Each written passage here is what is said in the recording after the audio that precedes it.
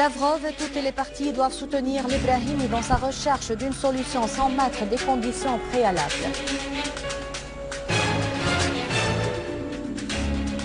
L'Ebrahimi, seule la solution politique sur la base de l'entente de Genève est valable en Syrie.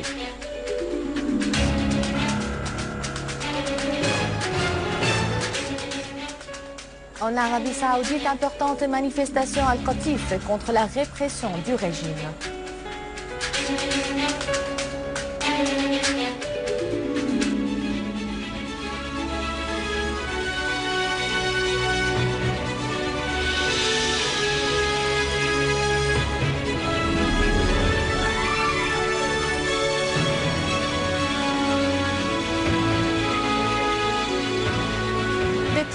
Au détail, bonsoir. Le ministre russe des Affaires étrangères, Sergei Lavrov, a affirmé que la priorité est à l'arrêt de la violence en Syrie et au début d'un processus politique conformément à la déclaration de Genève.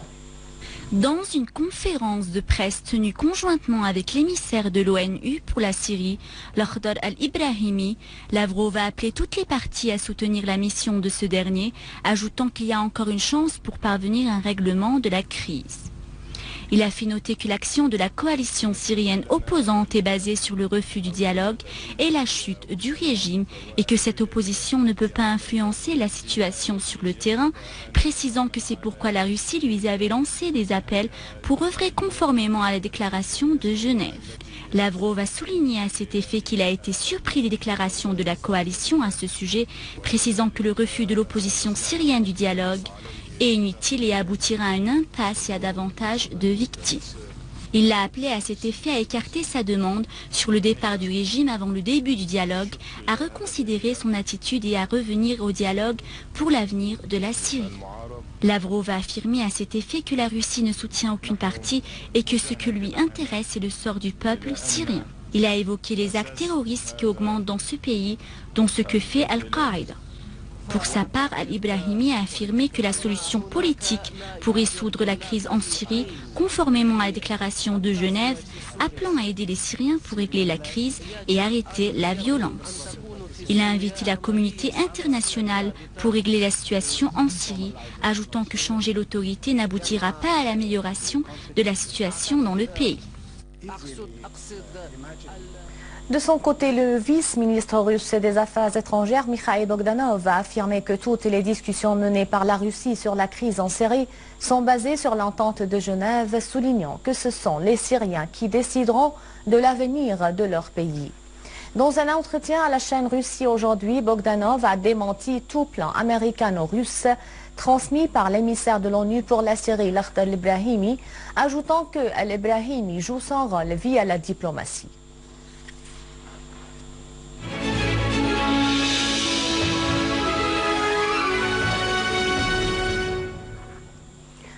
Les extrémistes takfiristes du Front Nasra, affiliés à Al-Qaïda, tentent d'embrigader les enfants en Syrie et dans le conflit et les transformer en terroristes, malgré leur jeune âge. Des vidéos propagées par le terroriste groupe d'Al-Nusra prouvent à quel point les extrémistes tentent de manipuler l'opinion publique. Ces vidéos véhiculent des images chocs montées de toutes pièces pour inciter à la haine et à la violence. Le premier vidéo représente une femme terroriste du Front Al-Nusra qui aide un enfant soi-disant syrien d'à peine 10 ans à porter une ceinture explosive. L'enfant porte une pancarte sur laquelle il a été inscrit « C'est ma vie, c'est ma religion ». Cette inscription fait allusion à une opération suicide. Le groupe terroriste d'Al-Nusra véhicule ainsi une image qui résume la religion musulmane et la vie d'un enfant dans un acte terroriste destructeur.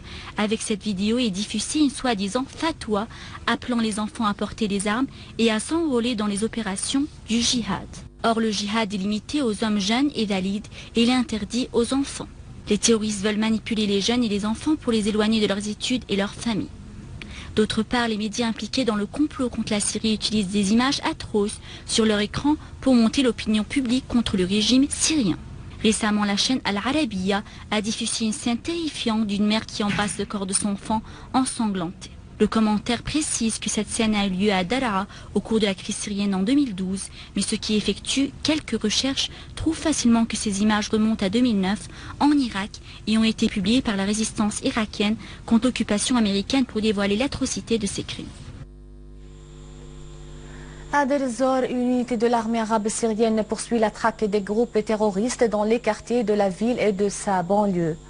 En effet, des unités de l'armée arabe syrienne ont éliminé plusieurs terroristes au quartier Al-Ardi, dont Ismail Mohamed Al-Allouch, chef de la soi-disant brigade d'Al-Furqan, et Mohamed Sabbar Al-Khalifa, membre du soi-disant brigade Ibn Taymiyyah. Dans la rue de Boussaraya, dans le même quartier, une unité des forces armées a abattu plusieurs terroristes, dont Najm Al-Choueikh. Par ailleurs, l'armée arabe syrienne a éliminé la plupart des membres d'un groupe terroriste dans la ville d'El Mayadine, y compris Imad Abdel Wahab Al-Matar, Ayoub Abdel Hassib et Mohamed Al-Hamad. L'armée a également détruit un camp de l'organisation d'Al-Qaïda ainsi qu'un véhicule avec les terroristes à bord à l'est de Tib Al-Fal et 8 autres véhicules avec les terroristes à bord à proximité du champ Al-Tanak. Et dans la banlieue de Damas, une unité des forces armées a éliminé plusieurs terroristes près des ronds-points Al-Jarrah et Al-Shuhada à Douma. Parmi les terroristes tués figurent Ahmed Bitar, Mohamed Sleiman et Sayed Joumoua. Des accrochages ont par ailleurs opposé l'armée arabe syrienne à un groupe terroriste armé dans la place Al-Baydar et au rond-point Al-Hassan dans la ville de Harasta. Ces accrochages se sont soldés par la mort de plusieurs terroristes. À Daraya, plusieurs terroristes, dont Tarek Khoulani, ont été abattus lors d'accrochages avec une unité de nos forces armées. D'autres terroristes ont été éliminés près du marché aux fruits et légumes. En outre, 3 terroristes ont été abattus dans la localité de Diabia et plusieurs autres ont été blessés non loin du marché du samedi, où 2 véhicules transportant terroristes, armes et munitions ont été détruits.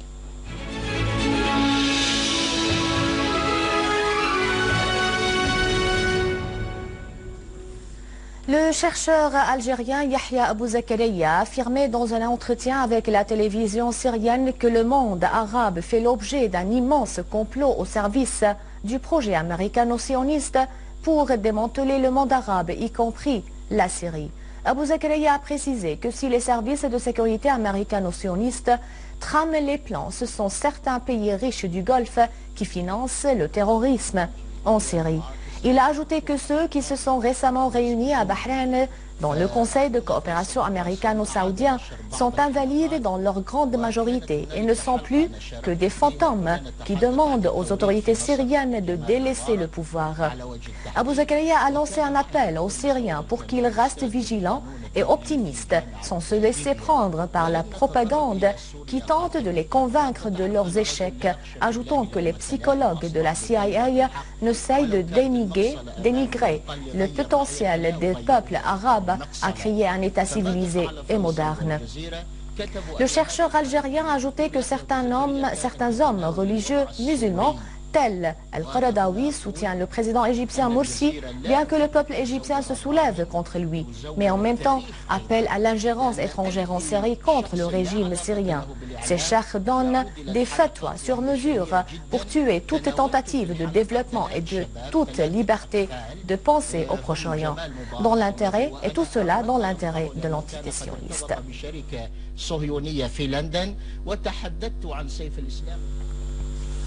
Et le journaliste de la chaîne qatari Al Jazeera, Aktham Suleiman, correspondant à Berlin, raconte que le gouvernement du Qatar exerce une influence indue sur les rapports journalistiques d'Al Jazeera. Aktham était catégorique en assurant qu'Al Jazeera manque profondément de professionnalisme en disant « Quand j'ai commencé en 2002, je n'ai pas eu cette impression, bien au contraire. Mais dans les 2 dernières années, Al Jazeera s'est dégradé en termes de professionnalisme a-t-il expliqué. Le journaliste Aksam a ajouté qu'Al Jazeera a traité avec la crise en Syrie d'une manière partiale. Elle ne présente pas la situation d'une manière appropriée et équilibrée. Il y a des meurtres, des injustices, mais cela n'est pas du tout reflété par cette chaîne. Mon problème était le suivant. Quand je vois la couverture de la crise en Syrie, je ne comprends pas vraiment ce qui se passe là-bas. Et c'est la première chose que j'attends du journalisme. Maintenant, nous nous trouvons tout à coup dans une situation où notre rapport de journaliste est aligné avec exactitude sur la politique étrangère du Qatar. Donc, vous avez l'impression que vous n'êtes plus un journaliste. Vous êtes tout simplement un chien de garde répondant au sifflet du propriétaire quand il vous dit d'aller chercher cet État ou ce gouvernement.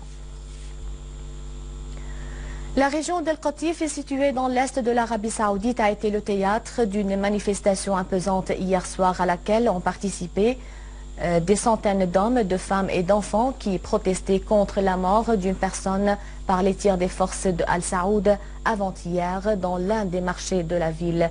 Les manifestants portaient des photos de la victime et scandaient des slogans hostiles à Al-Saoud en appelant la communauté internationale à intervenir pour surveiller la situation détériorée des droits de l'homme dans le royaume. À la fin de ce journal, un rappel des titres. Lavrov et toutes les parties doivent soutenir l'Ebrahimi dans sa recherche d'une solution sans mettre des conditions préalables. L'Ebrahimi, seule la solution politique sur la base de l'entente de Genève est valable en Syrie.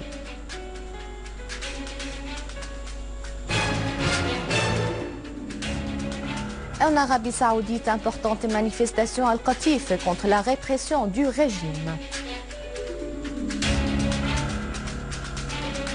C'est la fin du journal. Merci de votre fidélité. Je vous rappelle que vous pouvez consulter notre site internet syriaonline.sy pour revoir ce journal et davantage d'informations.